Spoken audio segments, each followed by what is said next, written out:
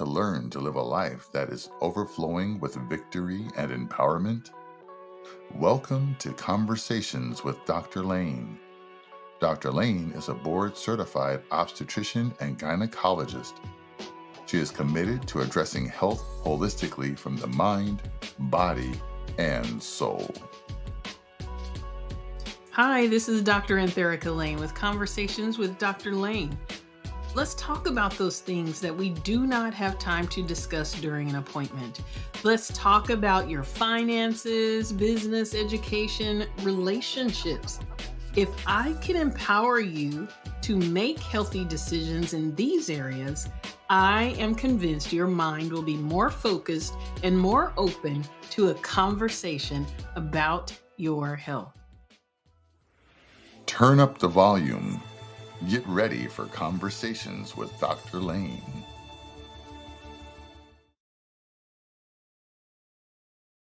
Hello, this is Dr. Antherica Lane with another episode of Conversations with Dr. Lane. Today, we are continuing a conversation that we had with board-certified orthopedic surgeon, Dr.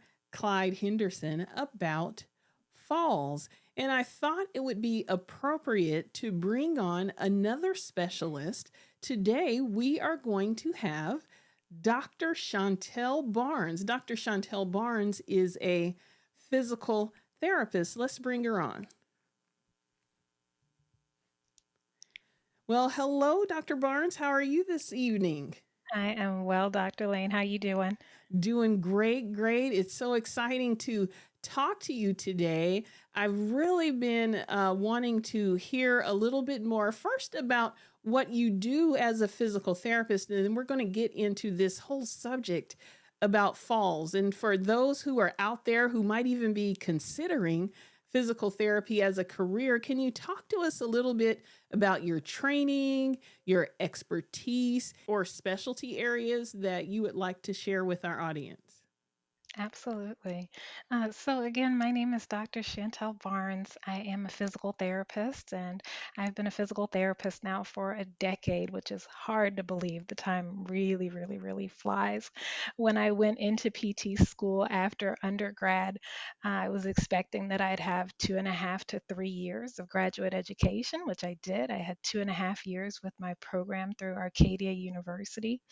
And I fully intended when I went in to go in as and become a pediatric physical therapist.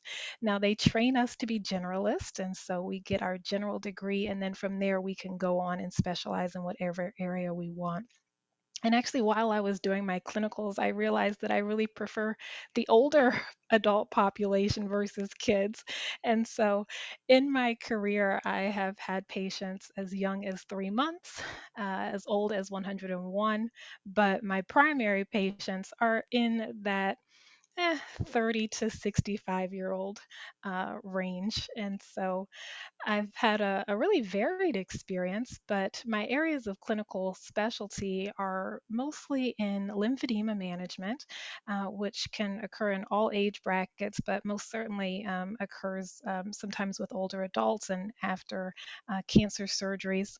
And then I'm also certified in mindfulness, which I use quite a bit now as an alternative therapy with my patients with chronic pain. And certainly that can affect our older adults as well. Wow, that's really, really interesting. I really like this aspect of bringing in mindfulness. Oftentimes, I hear about mindfulness in the realm of anxiety management. And it's interesting that it also plays a role in physical therapy. If you were to just give us a little snapshot of how mindfulness can be effective in regards to pain management, what would you share with us? Oh, wow, that's a great question. I think in general, most of us are not mindful. And to put that into more relatable terms, we're not aware. And so we go through life and we're just busy, busy, busy, and we don't stop to kind of focus on the areas that maybe need healing or need attention, right? And so with my patients with chronic pain, mindfulness gives them an opportunity to slow down Mhm. and not to perseverate or focus on the pain in terms of what they can't do, but rather to focus on, okay, this is here. And I can still move past it. I can still be functional. I can still be active in my community, but acknowledging, hey, this is real. This is real to me. And so it just it's a really great adjunct to other services. Certainly, we would still incorporate stretching. We would still incorporate exercise. We may still incorporate modalities such as heat, ice, even electrical stimulation modalities like that. But mindfulness is just an extra thing, and we find, based on research and really in the clinic, it can just be really helpful. Really simple techniques like mindful breathing, like gratitude exercises, where again we acknowledge, hey, yes, there's pain, but we don't stay there, right? We move on to the fact that, you know what, I'm grateful for everything. I'm grateful for the ability to move, even though I do have some pain. I'm grateful for family members who help to support me so that I can do the things that I need to do. And so it's a great opportunity to just really become more aware. And that's how we incorporate it into therapy.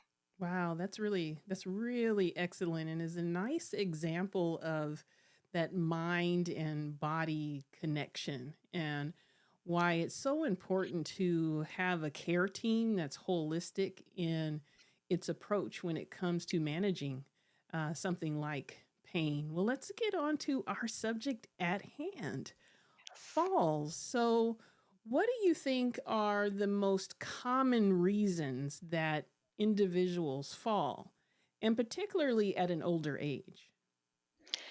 This is such a multifaceted area. And I'll tell you, I was thinking about it, what are the most common reasons? And I think I'll highlight maybe three or four, but do know that there are a plethora of reasons why our older adults could fall.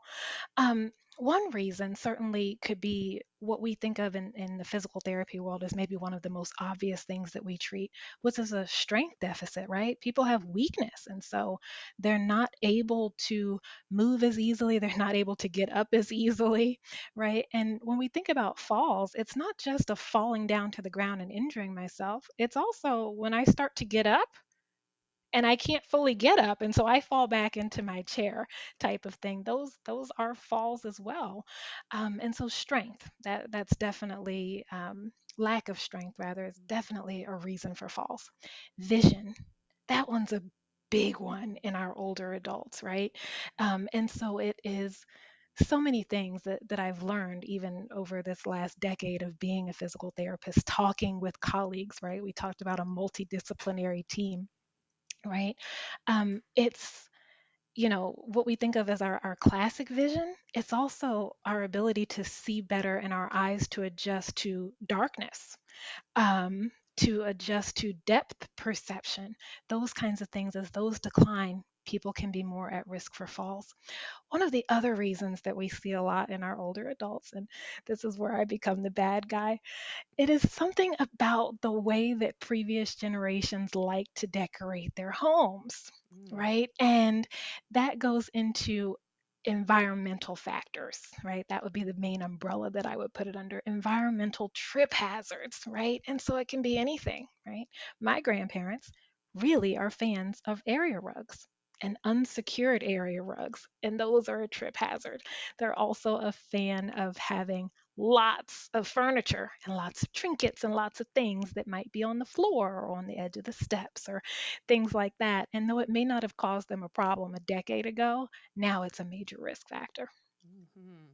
That is right in line with what Dr. Henderson was saying in regards to basically safety proofing your home as you get older. So Oh, yeah. that's really excellent that you all have a very consistent message about that. So for those of you who are out there listening, and as we get older, we really need to think about our environments. So when you have clients that are seniors, I would say, let's say in the range of over 60 years old, what are some of the injuries that you are seeing?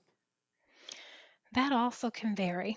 I will tell you, it's a natural reflex that when you're falling or losing your balance, that you stick out a hand, right? You try to Hmm. brace your fall. So we definitely see wrist and hand injuries, whether it's a full-on break or fracture, or whether it's a ligament tear or things like that. We see a lot of that.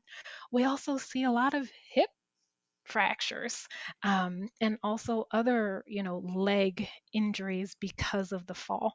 Hmm. Now, again, that's maybe just the top couple, but so many things can happen in a fall, right? We always talk, when I have clients come in, I ask, what do you remember about the fall? And for most of them, it just happened so fast, right?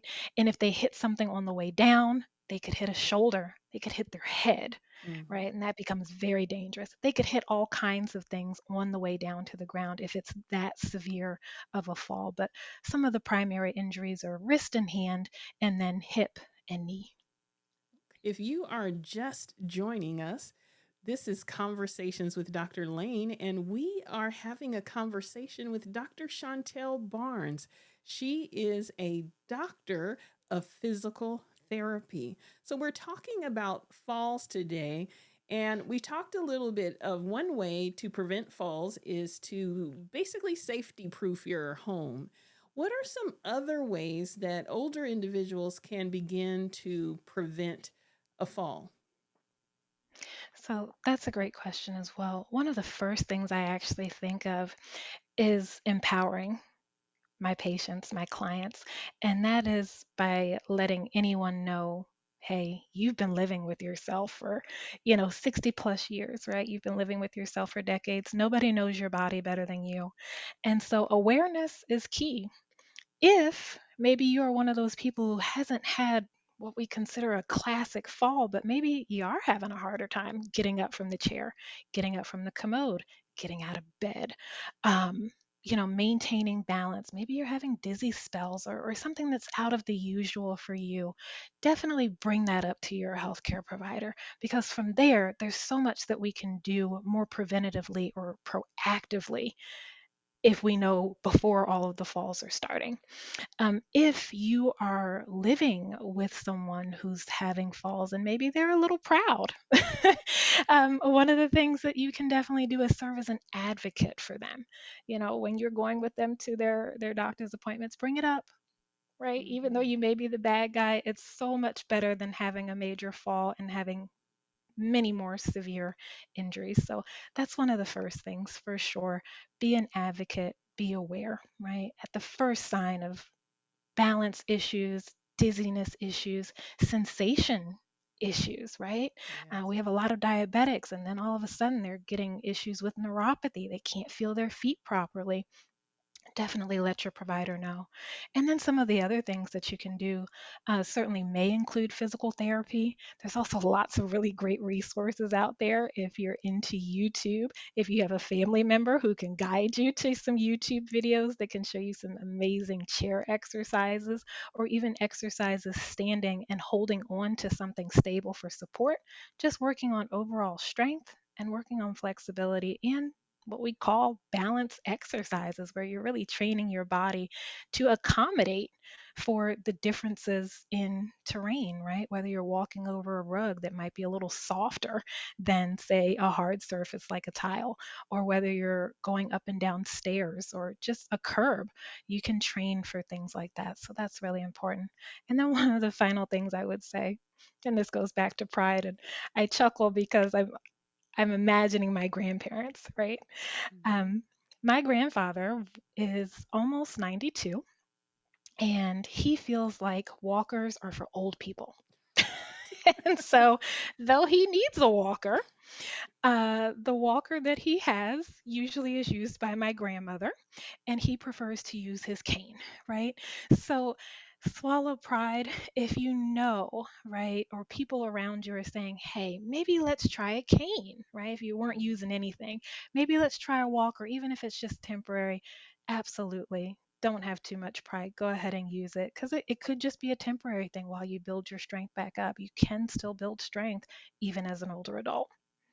Yes, yes, that is some great advice. One of this subject, first of all, is a great subject that really demonstrates my motto of where health and life intersect, because there's so many things in life that we need to consider as we get older just to maintain our safety and daily functioning.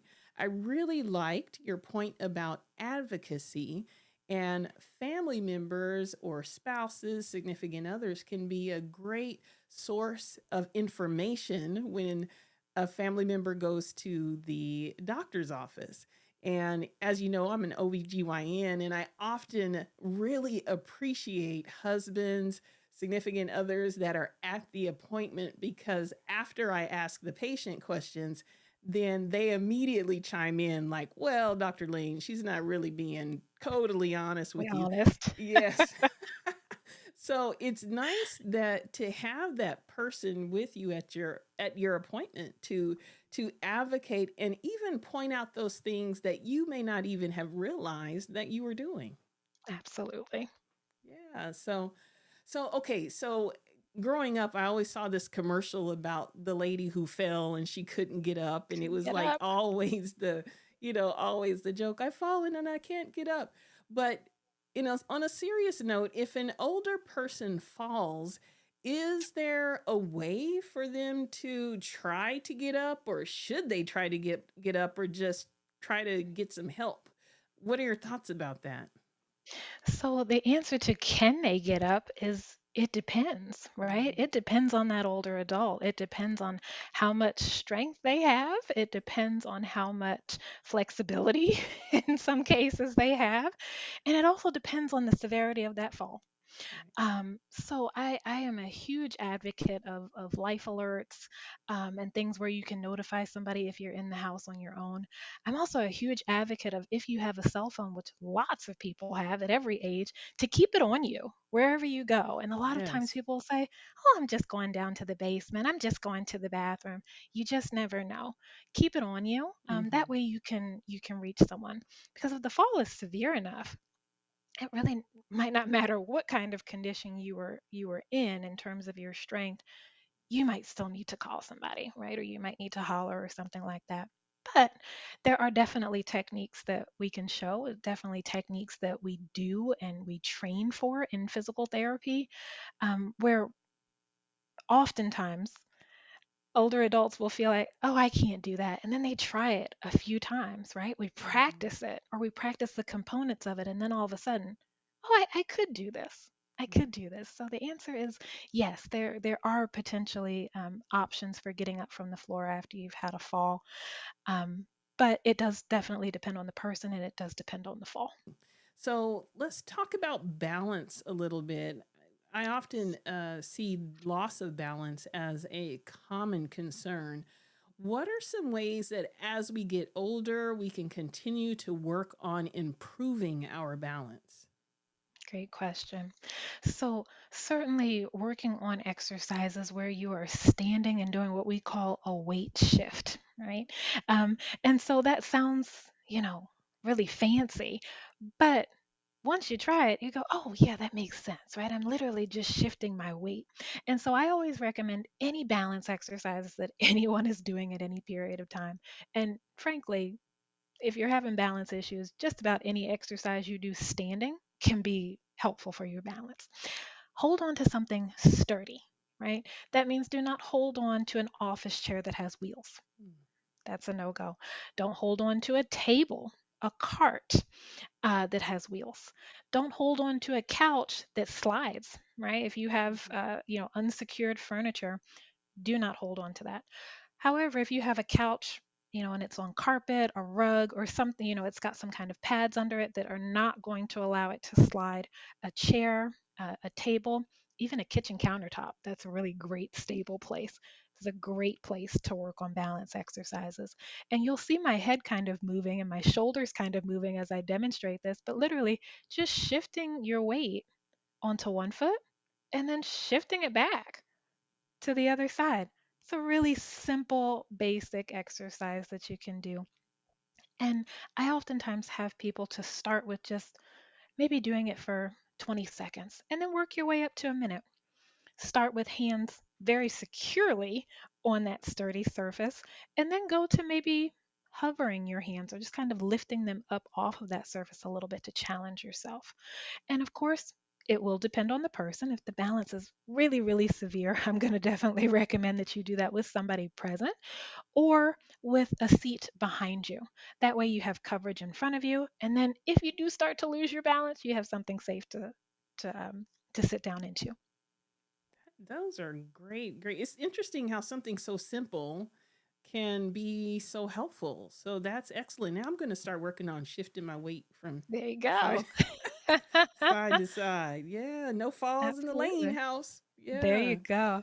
And I'll tell you, as simple as that seems, when Mhm. I have people who maybe are really, really, really weak, right? Maybe they have something else going on. Maybe they've had a stroke or something that, is neurological that's causing their balance issues. Sitting and weight shifting, just as you demonstrated, is actually a really great exercise. It improves knowing where our body is in space. And the big fancy term for that is proprioception, right? And Yes. we need that in order to have good balance. And we need good trunk support. That's also a huge component of balance. So, really simple exercises. Standing is great, but if you're not there, that's okay. You can do it seated as well. Awesome. Awesome. That brings us to our last question, really about some ways to stay active at home, and chair exercises are a wonderful way to exercise and still keep yourself safe at the same time. Talk a little bit about some thoughts about chair exercises. Chair exercises are absolutely fantastic. I've had the opportunity to present some chair exercises at my church, but I'll tell you what that actually goes back to. When I was in physical therapy school, they had us do what we called experiential learning, and there were different opportunities, and one of which was to go to a senior center and do chair exercises. We actually also practiced taking blood pressure as well. But the main reason we were there was to do chair exercises. And it was fantastic because they were doing it in a group. So people were motivated, right? Doesn't really matter what your age. When you're doing it with someone else, that's Hmm. highly motivating. Another thing that's motivating across cultures, across age groups is music, right? And if Yes. we're working specifically with our members of our community that are in older ages, let's just cater some music to them, right? Or if you're doing it by yourself, or if you're just doing it, maybe a grandchild with a grandparent, or a child with a parent, or a spouse with someone who they're assisting with their balance, find some good music that they like and go for it. And it's anything, any little bit of movement, I promise, is helping, right? So it can be simple things like tapping your toes, right? Sometimes we forget how important the muscles on the front of our leg are, right? The front lower part of the leg, we call it the shin, right? That muscle is the anterior tibialis, and it brings our toes up. Well, how's that important for balance in a functional sense? Hmm. If we're walking, that's the muscle that keeps us from dragging our feet and tripping ourselves, right? So it's really important. So tapping toes is huge. Also, if you want to lift your heels up, that helps to work the calf muscle, which is on the back lower leg. And that's really important for propelling you forward. It's also really important if you need to go up a step or up a curb or even up a ramp, right? So we're thinking about all different kinds of settings. All of that's huge. Leg kicks, all of those are important. Seated marching, that's important. Even working, kind of tapping your leg out to the side and back in. That's really important for the outer hip. It's another set of muscles that we kind of neglect a little bit, but those are really, really important when we're walking. They're also really important for getting up out of a chair, right? Or getting up out of the car or getting up off of the commode, right? We have to do those things. That's part of daily function. What I don't want people to forget about, though, when we consider balance is the trunk, right? That's the stomach muscles and the back muscles and the arms, right? We want all of that to be strong, right? Again, when we talk about, potentially getting up off the floor, a lot of that strength that you're going to need is in your arms, right? Part of that, once you get your legs in the right position, is using your arms to help push you and Hmm. support you a little bit. So we do want that. And when our core is strong, we're learning so much more about the core muscles, right? It's not about having a six pack at all, right? It's about being able to actively engage those muscles. And when those muscles are strong, it makes everything easier. It makes balance better. It makes walking easier. It makes rolling in bed easier, right? And we need that so that, we can shift and get comfortable. We need that so that we don't get bed sores if we have to be, laying down a lot or sitting a lot. All of that is crucial. So definitely the legs, but don't forget the rest of the body either. Wow, that's awesome, Dr. Barnes. You are just absolutely fantastic. I mean, Thank you. I don't want to get injured, but if I were to get injured,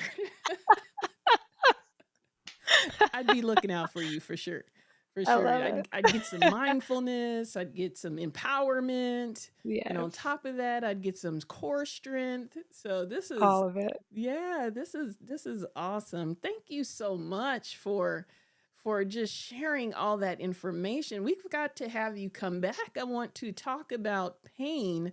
So I many love that. people are suffering with pain, and hopefully we can have another show about pain and how we can address that as well. So, Sounds any great. final comments you'd like to share with us at all? I would just love to share what one of my professors used to always say, and it used to get on our nerves, right? There's always these professors that have these quirky sayings, but I'll tell you, I steal it now and I share it with all of my patients, and it doesn't matter what the age range, it's so true. A little bit of something is better than a whole lot of nothing. And a lot of times we stifle ourselves, we stifle our progress because we're stuck. Well, Yes. I haven't been able to move well. Oh, well, I've been falling a lot, so I guess I just better sit down and do nothing.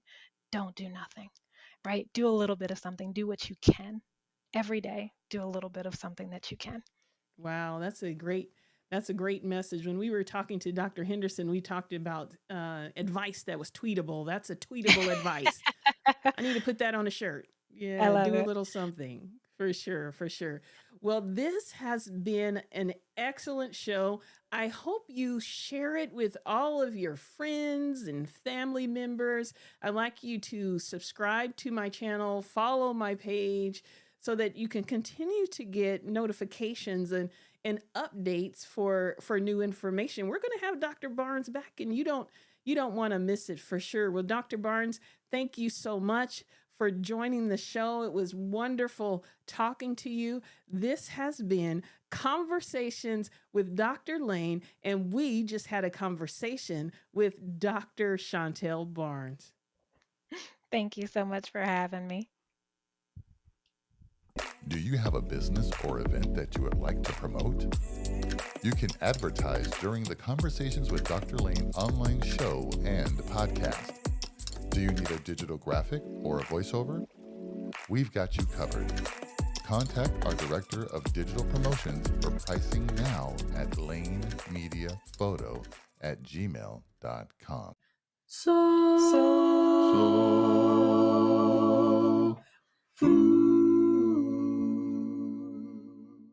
who am I? Have you ever asked yourself that question? When I was teaching child development at one of the local universities in Cincinnati, I would ask my students to tell me and answer that question, who are you? Talk to us. Tell us who you are, your experiences. We want to know who you are. So ask yourself that question, because God has clearly defined who we are. We are loved. We are unique. We are compassionate. We are committed. We are authentic. And we are His children. 1 Peter 4:10. Each of you should use whatever gifts you have received to serve others. God wants us to be interacting and being able to encourage others. As faithful servants of God and His grace in various forms. Our loving God Bless us for always seeking to find out who we are in this world. Help us to seek our purpose and bless others with our gifts. Encourage us with your soft whispers as we navigate our lives. Who are we? We are your hands, your feet, your heart, your embrace, and your love. Carry us when we are weary. Love us when we don't think we're worthy. We know that you are our Father. We are your children. That's who we are. In your Son's name, Jesus. Amen. Faith observed and optimism daily. You have been served soul food. Soul food.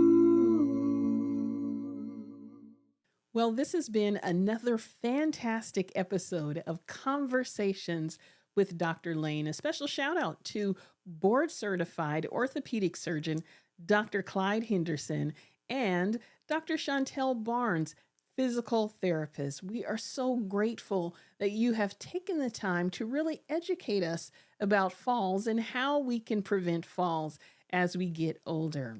I'd like to thank my technical producer, my husband, Marvin Lane. He always makes sure that we are just A-OK behind the scenes. I'd like to thank my family for all of your support as we continue on this journey to show everyone where health and life intersect. Please subscribe to my channel, follow my page so that you can receive up-to-date notifications of new content as it is posted. Special shout out to Pure Essence TV and my new family, Stevie B Media Productions. You all have a great evening or rest of your day. We look forward to talking to you again when we have another episode of Conversations with Dr. Lane.